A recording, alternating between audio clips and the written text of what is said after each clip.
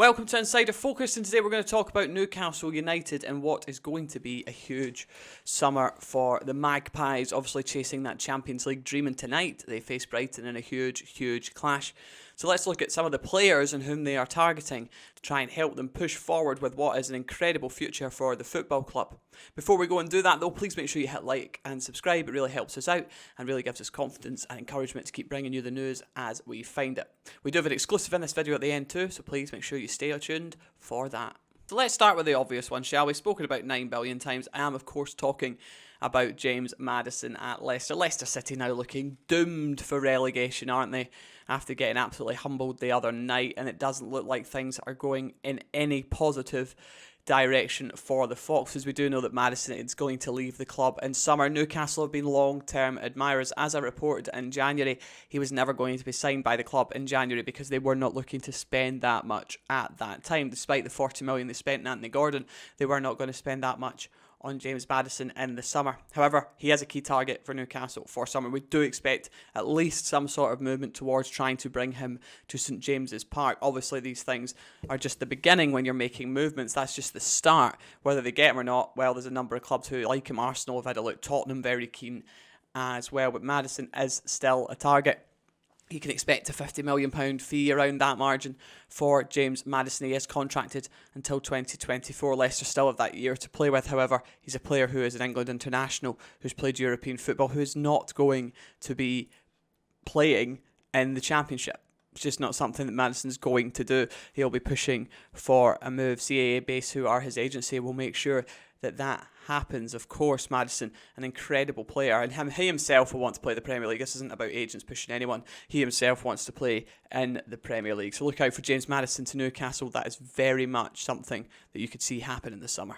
And we'll just stay with Leicester City, shall we, for now, and let's talk about Harvey Barnes. Newcastle do want to strengthen with wingers. They do want to bring a couple more in, perhaps, with the likes of maybe Maximin leaving the club, and bring more players in that area. They're also a club who, although not as precious as others, may lose a couple of English players, so therefore may have to bring in some English players to keep that homegrown status there, to keep them in a position where when they go into Europe, they tick all the boxes of regulations that they need for homegrown status. Harvey Barnes is a £40 million player at Leicester City. He's contracted till 2025. Far less pressure on Leicester to sell him as there is for likes of Maddison, who is in the last year, for example. He's played 32 times for Leicester and scored 12 goals, which is actually a really good return in what has been a struggling Leicester team. Now, obviously, he's made a cap for England. He's capped at under 21 level, and you've all seen him play in the Premier League. An exceptionally talented young footballer who has got a lot of interest. Look out for the likes of Villa here. Look out for the likes of Brentford. Many clubs looking at Barnes who would be interested, if Leicester are to go down,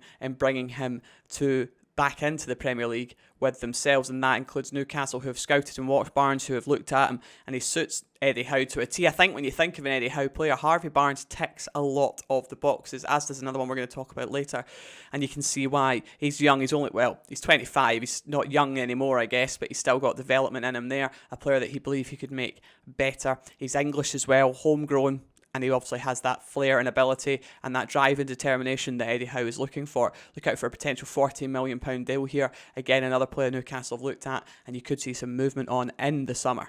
Let's look a bit younger here. Let's look at Taylor Harwood-Bellis, the Manchester City player who's on loan at Burnley. There's a real race on for his signature next season. The centre-back has been fantastic for Burnley in the Championship this year. Now, Burnley will obviously look to make that move permanent. They are coming into the Premier League under Vincent Kompany, but we do know that Newcastle have looked at Taylor Harwood-Bellis too. They are not alone in that. There's a big race on for his signature. Very much a kind of Romeo Lavia feel to this. Obviously, he was sold to Southampton. Now, Lavia is subject to one of the biggest transfer stories in this window. There's so many clubs in for Lavia at the moment. Liverpool, Chelsea really pushing in that direction. But Taylor Harwood-Bellis does have that feel about him that he could be a player that Manchester City sell.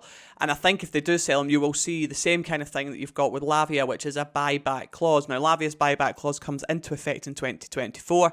So Newcastle, if they were to sign him, would likely sign him, and City might want a buyback clause. Is that going to happen? I think you and I can both say that's very unlikely that Newcastle would buy a player off a club whom they're chasing down and hope to be challenging against, and then give them the opportunity to buy him back. If Taylor Harwood-Bellis was to become become a world-class centre-back at Newcastle United, for example, they would not allow Manchester City to have the chance to bring him back for a cheaper fee or a good fee. It just wouldn't happen. However, there is an opportunity there to perhaps to buy him outright. The main thing here is Taylor Harvey-Barnes' contract at Manchester City expires in 2024. He's a player that's been put out on loan, and we've seen it often with Manchester City's players that when you go out on loan, you don't really get into the first team. It's not really something that happens. You don't get the opportunity to come into the first team very often, which means they would be likely to sell him. However, what's the price point going to be? That's the interesting discussion, isn't it? Because he's valued at around 15 to 18 million pounds, but Manchester City probably to sell him to a Newcastle or a direct rival could be looking at the 2022 mark, because they want to make their money's worth and they want to make their rivals work for their money.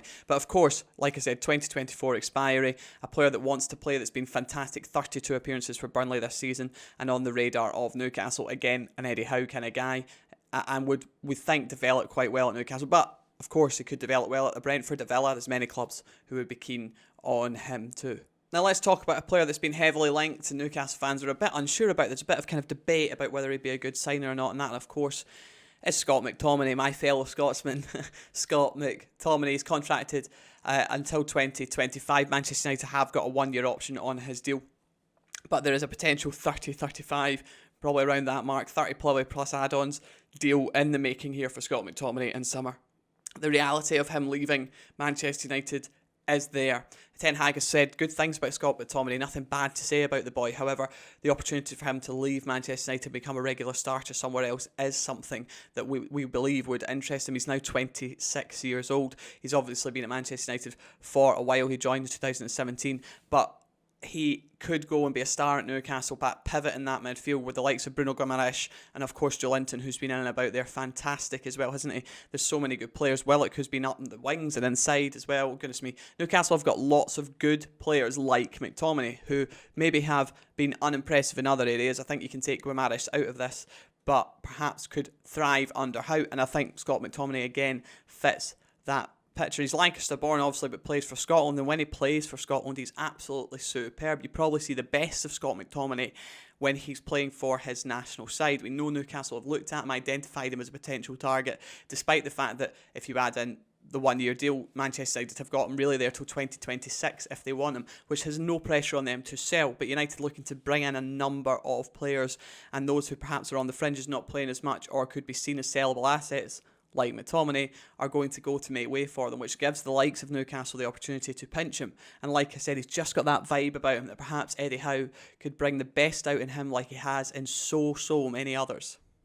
Another midfielder who will definitely move in the summer is the Southampton captain, James Ward-Prowse. Obviously, Southampton have now been doomed to relegation. A number of players there who, like Lavia and Salisu, who are definitely going to leave the club in summer, and James Ward-Prowse joins that list. He has contracted till 2026. They will get a good fee for him, around the £40-45 million mark for him, perhaps. And that's something Southampton are going to need to do. There is the parachute payments, but these players, James Ward-Prowse is obviously 11 caps for his country, an England international, a free kick specialist. Not just good at free kicks, he's exceptional at them, but not just that, he's a good player all round, and a player who could really fit in a number of clubs. Look out for Tottenham here too, but Newcastle could be an option for James Ward-Prowse, especially if Newcastle want to bring in a dead ball specialist, add more thickness into that midfield, of course, more meat in the bones in their side. Again, English, so he ticks that box. Being 26, he's not really old, and he's not really young. He's a captain of his football club, incredibly experienced midfielder, and would be an exceptional signing for whoever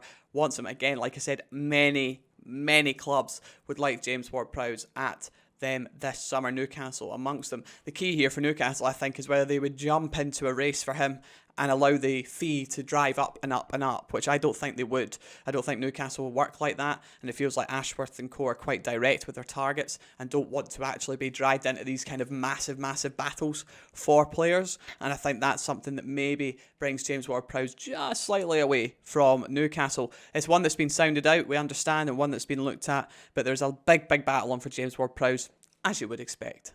I'm going to talk about two left backs now. I'm going to first talk about Anthony Robertson at Fulham. Obviously, he's had a great season for Fulham, 33 Premier League appearances this year, but his contract expires in 2024. Newcastle have watched and looked at him. We do understand, and he would fit a lot of the bills. He's only 25 years old. He's got 33 caps for his country as well with the USA, and a player who perhaps could come in for a decent fee, not overly expensive despite playing in the Premier League, but with that 1 year deal left, Newcastle could get a really, really good deal here. A lot more energetic up and down the line, has shown hard work, decent on the ball, ticks a lot of the boxes. Again, we do not believe this is Newcastle's number one target for left back. The exclusive on that is coming right now, but we do believe he has someone the club could maybe bring in. Newcastle want a left back. Dan Burns has been fantastic for them in that position, hasn't he? But he is a centre back at playing at left back, and you can see that maybe sometimes, although he has been absolutely sensational. And they'd like to bring Dan Burns back into the centre back position and bring in maybe a couple of fullbacks to help bring in some more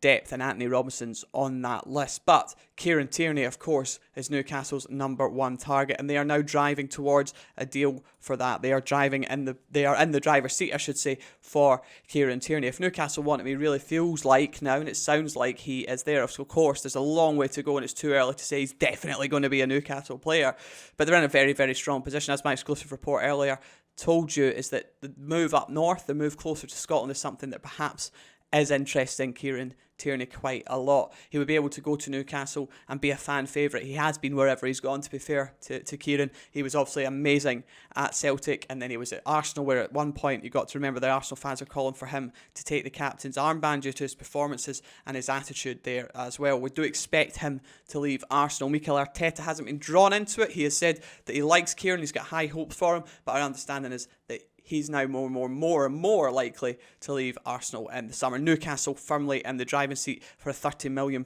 deal for Kieran Tierney. We do expect some more on this over the next couple of weeks. And like I said with my exclusive report, Newcastle are a firm favourite for Tierney himself. The idea of playing under Eddie Howe, they look like they could get Champions League football as well. And it's just a short drive up the road to Glasgow too. It's ticking all the boxes for Kieran Tierney. Tierney's ticking all the boxes for Newcastle. And of course, you might say he's had injury issues. Of course, you might say there's been a fitness worry there if you brought him in. But this is a player who has won everything with Celtic, who has European experience, despite Arsenal's maybe fall away now from the Premier League charges. Still played 34 times this season for Arsenal, even though Zinchenko has kind of stolen his thunder at left back, and will be a player we expect Newcastle to make moves for in the coming weeks. Look out for Newcastle and Kieran Tierney picking up real pace in the coming weeks. Thanks for watching. That's your Newcastle focus. That's the players we're looking at today who the club will move for in the summer. Who do you like? Who do you not want? Who do you want? Let me know in the comments below, or anything you've heard we can even check out for you. Put it in the comments below too. Thanks so much for watching, and we'll see you in the next episode. Cheerio.